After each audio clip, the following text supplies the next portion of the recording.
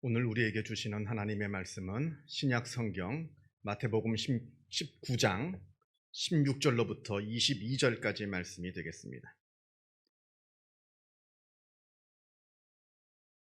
신약 성경 32면에 있습니다.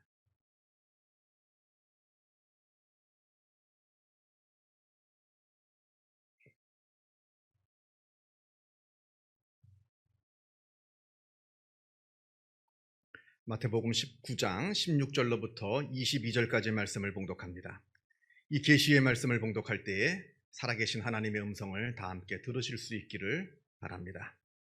어떤 사람이 주께 와서 이르되 선생님이여 내가 무슨 선한 일을 하여야 영생을 얻으리이까? 예수께서 이르시되 어찌하여 선한 일을 내게 묻느냐? 선한 이는 오직 한 분이시니라. 내가 생명에 들어가려면 계명을 지키라. 이르되 어느 계명이 오니이까? 예수께서 이르시되 살인하지 말라, 간음하지 말라, 도둑질하지 말라, 거짓 증언하지 말라, 내 부모를 공경하라, 내 이웃을 내 자신과 같이 사랑하라 하신 것이니라. 그 청년이 이르되 이 모든 것을 내가 지켰사온데 아직도 무엇이 부족하니이까? 예수께서 이르시되 내가 온전하고자 할진대 가서 내 소유를 팔아 가난한 자들에게 주라. 그리하면 하늘에서 보화가 내게 있으리라. 그리고 와서 나를 따르라 하시니 그 청년이 재물이 많으므로 이 말씀을 듣고 근심하며 가니라. 아멘.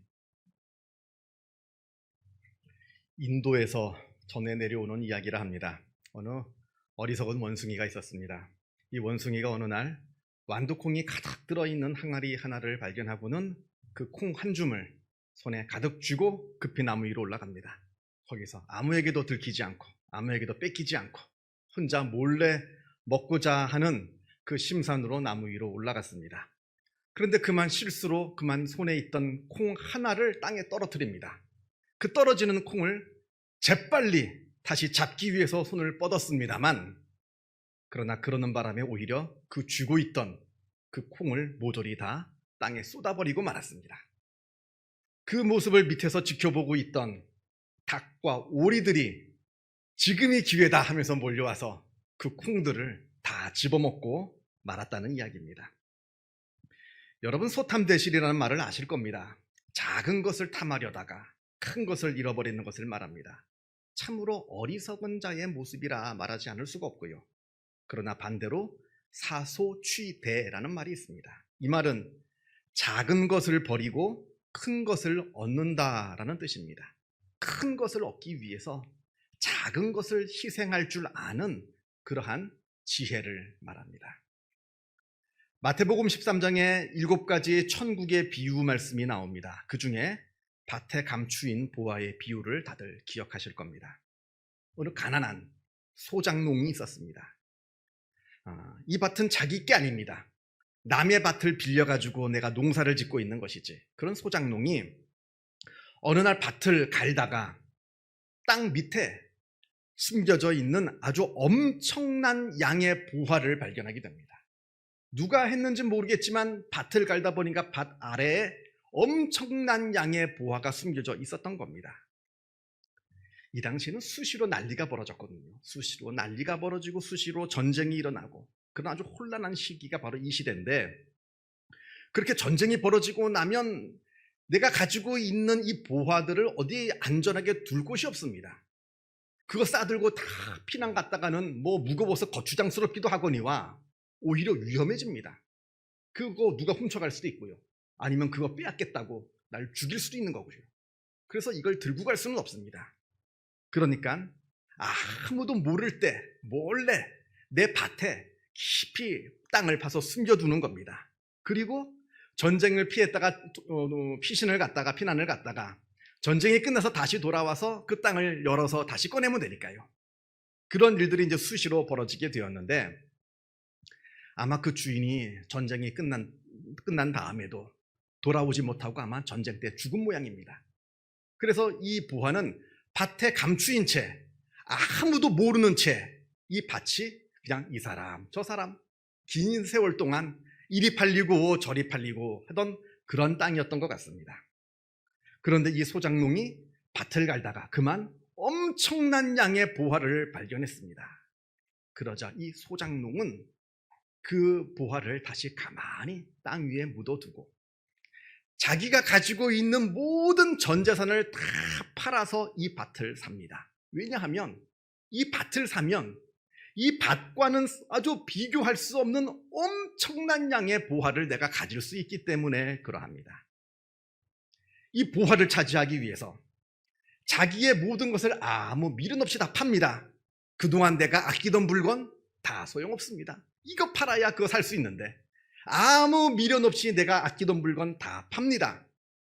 행여나 그 땅 주인하고 거래를 하는 과정에서 그 주인이 아무리 땅을 비싸게 불러도, 값을 비싸게 달라 해도 아무 미련 없이 그냥 그 돈 다 주고 삽니다. 왜냐하면 그것과 비교할 수 없는 엄청난 양의 보화가 그 땅 속에 묻어져 있기 때문에 그러합니다. 만약에 이때 주인이 땅값을 좀 비싸게 불렀다고 안 산다고 돌아가면 미련한 사람이죠. 주인이 아무리 땅을 비싸게 불러도 그 값을 다 주고서라도 그 땅을 반드시 사는 사람이 바로 지혜로운 사람이라 합니다. 그런데 예수님께서 천국이 이와 같다 말씀하십니다. 내 모든 것을 다 팔아서라도 반드시 차지해야 하는 것, 내가 어떠한 희생을 감수해서라도 반드시 내가 소유해야 하는 것, 그만한 가치가 있는 것, 그것이 바로 천국이요 우리의 구원이라 말씀하시는 겁니다. 우리가 누가복음을 보게 되면 예수님께서 베드로를 제자로 부르시는 장면이 나옵니다. 밤새도록 그물을 던졌는데 물고기 하나 잡지 못하여서 몸도 지치고 마음도 지치고 그 낙담한 상태에서 그물을 이렇게 이제 정리하고 있는데, 그때 예수님께서 베드로에게 오시더니 깊은 데로 가자, 거기서 그물을 내려 고기를 잡자 하십니다. 그러자 베드로가 그 말씀에 순종하면서 그 정리하던 그물을 다시 들고 정박했던 배를 다시 띄워서 깊은 데로 가서, 상식적으로 말도 안 되는, 왜냐하면 갈릴리 호수의 물고기는 깊은 데 살지 않는답니다. 다 얕은 곳에 살지. 그리고 물고기는 밤에 잡는답니다. 아침에 잡는 것이 아니라. 그런데 말도 안 되는, 그 상식적으로 말도 안 되는 그 예수님의 말씀에 순종해가지고 깊은 곳으로 가서 그물을 던졌는데 엄청난 물고기가 잡혔습니다. 어느 정도냐면 그물이 찢어질 정도였고, 그리고 배 두 척에 나누어 실어도 배가 가라앉을 정도로 엄청난 고기를 잡았습니다. 대박을 친 거죠. 대박을 쳤습니다. 자, 그런데 그 다음에 예수님께서 베드로에게 말씀하시기를 나를 따라오너라, 내가 너희로 사람을 낚는 어부가 되게 하리라 말씀하십니다. 그 잡은 거 다 내다버리고 나를 따라오라는 겁니다. 내가 너희로 사람을 낚는 어부가 되게 해줄 테니까 그 방금 잡은 물고기, 네가 갖고 있는 그물, 그 배 다 버리고 너희는 오직 나를 따라오너라, 이렇게 말씀하십니다. 여러분 한번 생각해 보세요. 아니, 그러실 거면 왜 잡게 하신 겁니까? 그거 어차피 다 버리고 따라오라 할 거면 아예 잡게 하질 마시던지, 차라리 아무것도 못 잡았을 때, 낙담해 있을 때, 그때 예수님께서 베드로에게 나를 따라오너라 라고 하셨으면 그 따라가는 사람도 쉽잖아요. 뭐 어차피 망한 거, 어차피 안 되는 거, 에라 모르겠다, 예수나 따르자. 얼마나 쉽습니까? 다 망했을 때 그때 오라 그러면. 그런데 기껏 다 물고기 잡게 해놓고, 그리고 대박치게 해놓고, 그리고는 그거 다 버리고 나를 따라오너라, 지금 예수님께서 말씀하십니다. 그런데 여러분, 저는 여기에, 이 말씀 가운데에 믿음의 본질이 있다고 생각합니다. 이 이야기는 믿음의 본질에 대해서 중요한 가르침을 주는 내용, 아주 중요한 본문입니다. 여러분, 믿음이라고 하는 것은 결국 무엇이냐? 결국 가치의 선택의 문제라는 겁니다. 믿음이라고 하는 것, 그냥 내가 믿습니다, 주시옵소서, 단순한 그런 차원이 아니라 결국 내가 무엇을 더 가치 있게 여기고 있느냐, 그래서 내가 무엇을 버리고 무엇을 선택하느냐, 여기에 믿음의 본질이 있다는 겁니다. 보이지 않는 하나님의 영원한 세계와 눈에 보이는 이 땅의 세계, 이 둘 중에 우리는 무엇에 더 큰 가치를 두면서 살아가고 있느냐, 예수님을 따라다니면서 예수님으로부터 진리의 말씀을 듣는 것과 이 땅에서 사업을 크게 하면서 돈을 많이 버는 것, 이 둘 중에 무엇에 우리의 가치의 소중함을 두고 있느냐, 이것을 말씀하고 있다는 겁니다. 무엇을 더 중요하게 여기고 있느냐, 이걸 지금 베드로에게 묻고 계시는 겁니다. 만약에 둘 중에 하나를 선택하라면 너는 무엇을 선택하겠느냐? 여기서 계속해서 물고기를 잡고 있겠느냐? 아니면 나를 따라 진리의 말씀을 듣겠느냐? 물론 둘 다 하면 좋죠. 둘 다 하면 좋은데, 그러나 둘 중에 무엇이 더 귀한 것이냐 묻고 있는 겁니다. 오늘 본문을 보겠습니다. 오늘 본문의 이야기는 마태, 마가, 누가 세 복음서에서 모두 등장하는 이야기인데 그만큼 중요한 이야기란 뜻이겠죠. 한 젊은 청년이 예수님께 와서 영생의 방법에 대해서 여쭙습니다. 내가 무엇을 하여야 영생을 얻겠습니까? 우리가 성경을 보면 수많은 사람들이 예수님을 찾아왔습니다. 그 예수님을 찾아온 사람들의 모습을 우리가 많이 알고 있는데, 그런데 그 중에 영생의 문제를 가지고 고민을 하다가 예수님을 찾아온 사람은 이 사람밖에 없습니다. 병을 고쳐달라? 심지어는 형제간에 유산 싸움이 벌어져가지고 우리 형 좀 야단쳐가지고 그 유산 좀 나에게 좀 나눠 갖게 해달라, 이런 부탁을 하러 예수님을 찾아온 사람은 있었어도 영생에 대해서 진지한 물음을 가지고 예수님을 찾아온 사람은 없었습니다. 오늘 본문엔 나와 있지 않지만 마가복음 10장을 보면 예수님께서 그 청년을 보고 사랑스러워 하셨다 합니다. 참 사랑스럽지 않겠어요? 영생의 문제를 가지고 예수님을 찾아온 겁니다. 다른 사람들은 병 고쳐달라, 돈의 문제 때문에 오고 하는데 그게 아닙니다. 무슨 병을 고쳐달라는 것도 아닙니다. 형제간에 유산 나누는 걸로 예수님 찾아온 것도 아닙니다. 그런 시시한 이 땅의 문제를 가지고 예수님을 찾아온 것이 아니라 이 청년은 하늘에 속한 문제, 영생의 문제를 가지고 예수님께 찾아와서 아주 진지하게 예수님께 여쭙고 있는 겁니다. 그래서 예수님께서 이 청년을 아주 사랑스럽게 좋게 보셨던 것 같아요. 이때 예수님께서 금방 답을 안 주시고 이 청년을 시험하시고자 가짜 대답을 주십니다. 뭐라고 그러냐면 계명을 지켜라. 살인하지 말라, 간음하지 말라, 도둑질하지 말라, 거짓 증언하지 말라, 내 부모를 공경하라, 내 이웃을 너 자신과 같이 사랑하라. 그러면 영생을 얻게 될 것이다. 이렇게 말씀을 하시는데, 이때 보통 사람들 같았으면 아 그렇습니까? 알겠습니다 하면서 돌아갔을 겁니다. 그런데 이 청년은 아니랍니다. 그건 내가 어릴 때부터 다 지켜왔습니다. 그거 다 지켜봤더니 그걸로 내 영생의 문제가 해결되는 게 아니랍니다. 그 정도로 자기의 영생의 문제에 대해서 오랜 시간 동안 깊이 고민한 사람이란 얘기예요. 그렇지 않으면 이 대답을 할 수가 없습니다.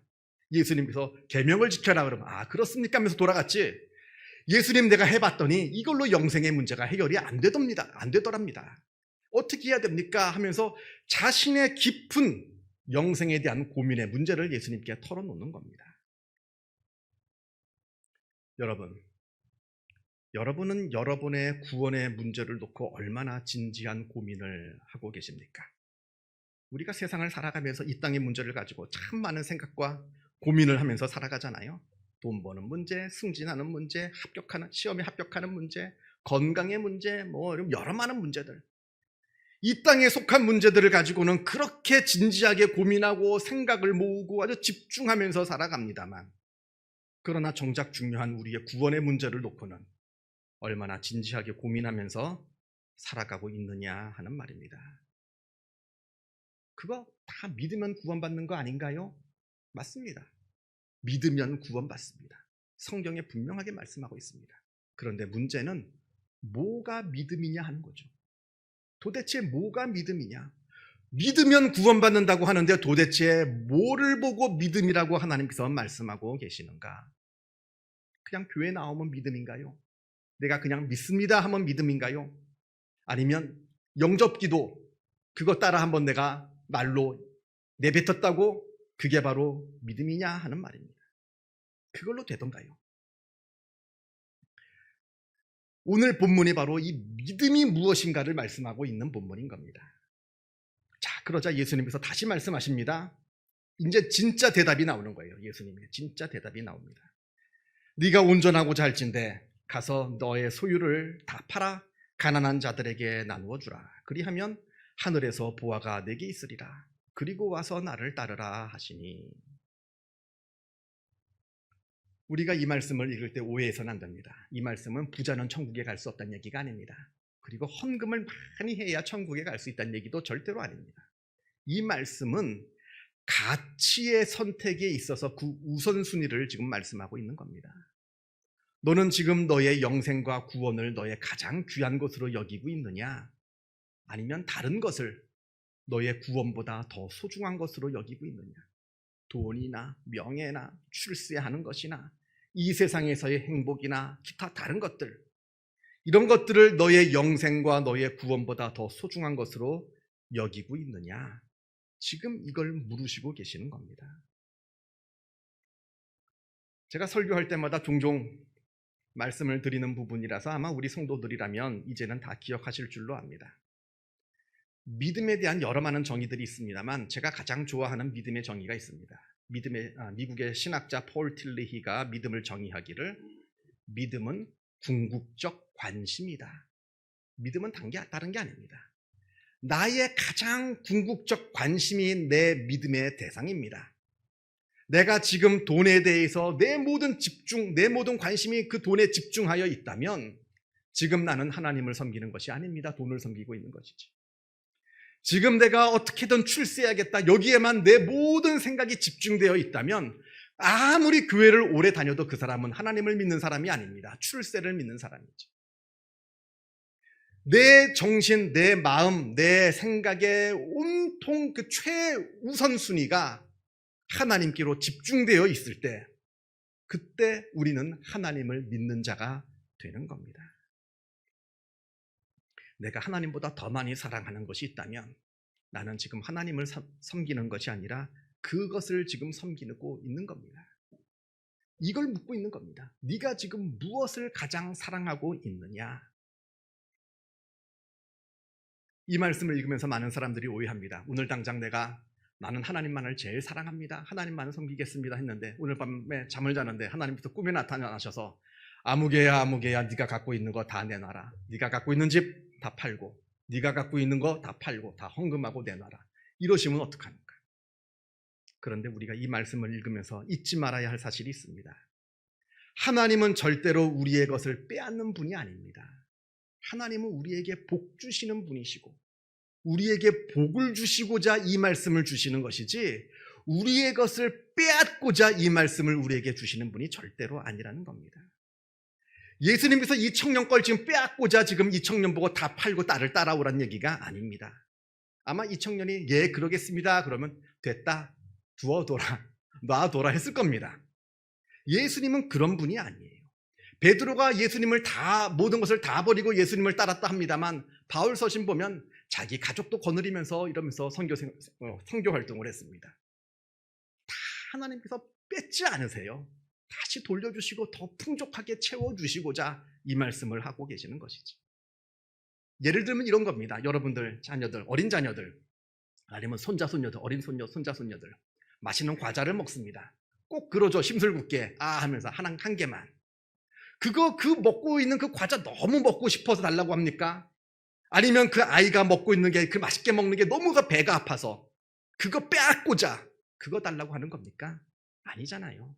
마음 받으려고 하는 거 아닙니까? 그 아이가 아무런 주저함 없이 그거 하나 입에 탁 넣어줄 때 그 기쁨, 그 사랑의 확인, 그것 때문에 달라는 거 아닙니까?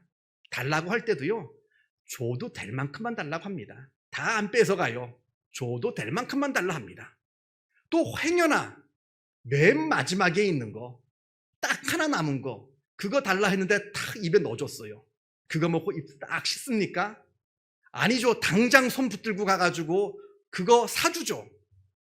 이겁니다. 하나님께서 우리에게 내놔라 라고 하는 것은 우리의 것을 빼앗고자 우리에게 내놔라 하시는 것이 아니라 더 많은 것, 세상에서는 세상 사람들은 알 수도 없는 놀라운 복과 은혜를 우리에게 주시고자 지금 네가 나보다 더 사랑하고 있는 거 내놔라, 이 말씀을 하고 계시는 겁니다. 마가복음 10장에 이런 말씀이 나옵니다. 예수님께서 이르시되 내가 진실로 너희에게 이르노니 나와 복음을 위하여 집이나 형제나 자매나 어머니나 아버지나 자식이나 전토를 벌인 자는 현세에 있어 집과 형제와 자매와 어머니와 자식과 전토를 100배나 받되 박해를 겸하여 받고 내세의 영생을 받지 못할 자가 없느니라. 이 말씀도 실제로 내가 집을 버리고 형제를 버리고 자매를 버리고 부모를 버리고 자식을 버리고 실제로 버리라는 말이 아닙니다. 그 모든 것들보다 하나님을 더 많이 사랑해라. 하나님을, 내가 내 주변에 있는 것들보다 하나님을 더 많이 사랑할 때 하나님께서 복을 주시는데 영생의 복만 주시는 것이 아니라 현세에도 복을 주시겠다는 겁니다. 부모 사랑하지 말고 자식 사랑하지 말고 형제 사랑하지 말라는 얘기가 아닙니다. 이 말씀을 오해하면 안 돼요. 충분히 사랑해야 합니다. 사랑하되 하나님을 더 많이 사랑하라는 뜻입니다. 그때 하나님께서 우리에게 구원을 주실 뿐만 아니라 이 땅에서의 놀라운 복과 은혜를 베풀어 주시겠다, 이 말씀을 주십니다. 하나님께서 우리에게 헌신을 요구하십니다. 희생을 요구하십니다. 실제로요. 예수 믿는 거 쉬운 거 아닙니다. 내가 다른 사람을 사랑할 때도 그 사람을 위해서 헌신하고 희생합니다. 그런데 하나님을 사랑할 때 아무런 헌신과 아무런 희생이 없다, 이건 말도 안 되는 거죠. 그건 사랑이 아닙니다. 하나님께서는 분명 우리에게 헌신과 희생과 사랑의 대가를 요구하고 계십니다. 왜냐하면 그 사랑을 통해서 하나님께서 우리에게 더 많은 은혜를 베풀어 주시기 위해서라는 것을 우리가 잊지 말아야 합니다. 기도하겠습니다.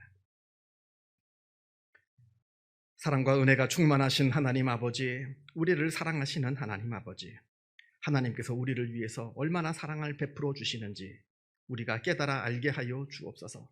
또한 우리 마음 가운데 하나님을 사랑하는 마음이 있게 하여 주옵소서. 세상에 있는 것들, 내 주변에 있는 것들보다 하나님을 더 많이 사랑할 수 있게 하여 주옵소서. 그리하여 우리가 진심으로 하나님을 믿는 참된 하나님의 자녀들이 다 되게 하여 주옵소서. 우리가 하나님을 진심으로 사랑하고 하나님을 진심으로 믿을 때 하나님께서 우리에게 영생의 복을 주시고 또한 이 땅에서의 놀라운 복과 은혜를 베풀어 주시겠다 약속하여 주셨사오니 우리가 그 말씀 믿고 하나님을 더욱더 사랑하며 하나님을 위해서 더욱더 헌신하고 수고하는 주님의 귀한 종들 다 되게 하여 주옵시고, 그로 말미암아 하나님께서 주시는 그 복과 은혜를 우리가 이 땅에서 또한 천국에서 누리게 하여 주시옵고, 또한 하나님을 알지 못하는 사람들이 우리들이 복받는 그 모습을 통하여서 하나님께서 살아 역사하심을 또한 깨달아 아는 놀라운 은혜가 있게 하여 주옵소서. 감사드리오며 이 모든 말씀 우리 주 예수 그리스도 이름으로 기도하옵나이다. 아멘.